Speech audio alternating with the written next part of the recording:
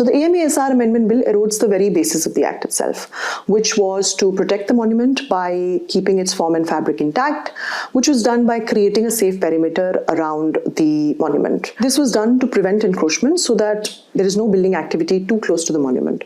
But the amendment bill allows the government to do exactly that, which is to build within the safe perimeter of the monument. That in itself endangers the sanctity of the monument, so to speak. You might also want to question the dichotomy over here. When makeshift shanties are built just next to the monument, that is considered encroachment, but the government building a road next to it is somehow okay. So the very idea that the government can build within the safe perimeter of the historical monument defeats the whole purpose of the initial act. Moreover, it also gives the state undue power over the country's heritage, which is likely to be misused. Now, the ASI's role in all of this is that of the protector. The ASI is supposed to ensure that there is no encroachment around the building. However, the ASI is also the one which is always complaining about the fact that there is so much encroachment, there is a dam built next to a building, there is a road built next to a historical monument. And for this, the ASI blames the government blames the ASI, and it's this endless blame game which has led to 50 monuments disappearing in plain sight. Coast Minar is a very good example of this. Despite being a protected monument, the Coast Minar did not even have security guards allocated to it.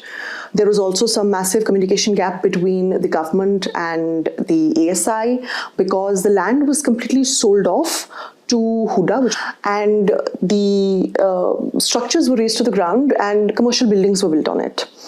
And when this was discovered, this was also a discovery. So when this was actually discovered, ASI, decided to put it on the government, and the government decided to put it on the ASI. The ASI did file a case, but nothing came of it.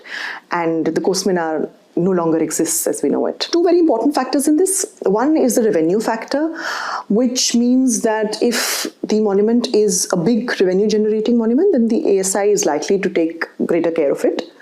If not, then ASI has a very lackadaisical approach to monuments like these, such as the Coast Minar, for example. The second factor is the popular historical narrative, which is often the narrative that the government agrees with.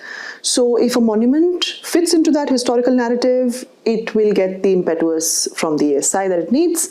If it does not, well, then it's ignored. And this is where the politicization of archaeology becomes very important. The idea of archaeology in India has always been politicized ever since we were independent. When we first became independent, the biggest battle was to outdo Pakistan because they had gotten the majority of the Indus Valley civilization sites, which is Mohenjo-daro and Harappa and Chanhu-daro and all of these other sites. So there was always this idea of finding newer, older sites of the Harappan civilization to create this narrative that India has an older history than Pakistan does, which absolutely makes no sense because both these nations have around 2,000 years of shared history. Both the nations are as old as the other. This is where the hunt for intricacies also becomes very important, because even though the ASI likes to cite the fact that it does not have a lot of funds for the hunt for intricacies, starting with the coming of the British, who started this whole myth of the intricacies and it being buried somewhere under the Purana Killa. There was around 15 to 20 years of excavation which went into finding intricacies under Purana Killa. So you can imagine the amount of funds which were put on this particular exercise, and of course we haven't found intricacies underneath. I don't think we have found anything beyond the modern period. So that sort of again remains a futile exercise, but an exercise which was heavily politicized, and there was this idea that we have this glorious start of Indraprastha being the important site of Mahabharata. And this politicization of archaeology has increased manifold in the past 7 to 8 years.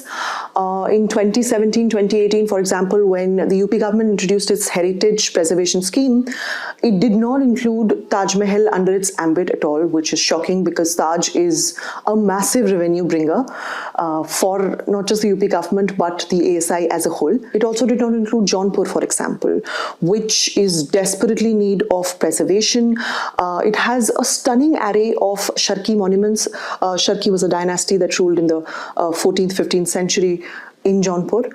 But these monuments are now heavily encroached and really need to be taken care of, but did not make it to the cut of the heritage preservation list. Those that did were clearly very politically motivated. You could see the kind of historical narrative that they are trying to put forward. So there was Chitrakoot and there was Mathura, Varanasi, so on and so forth. What's happening more recently and perhaps more disturbingly is the fact that at one point in time only the ASI and the government was involved in the politicization of the archaeology in the country, but now even people seem to be involved. So for example, very recently in the Ranthambore fort, there is a plaque which describes the kind of monuments that are there in the fort, and there seems to be this particular place where tombs and mosques are mentioned that have been cut, and on top of that Mandir has been written, as you can sort of see in this pic over here. It's quite brazen, but ASI hasn't changed the plaque at all.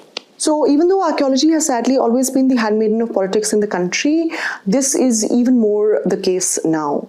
If you look at the list of 50 monuments that completely disappeared from the face of the earth, you will see that a significant portion of those 50 monuments belong to the 12th to the 17th century period in history, which the current regime decries as outsiders.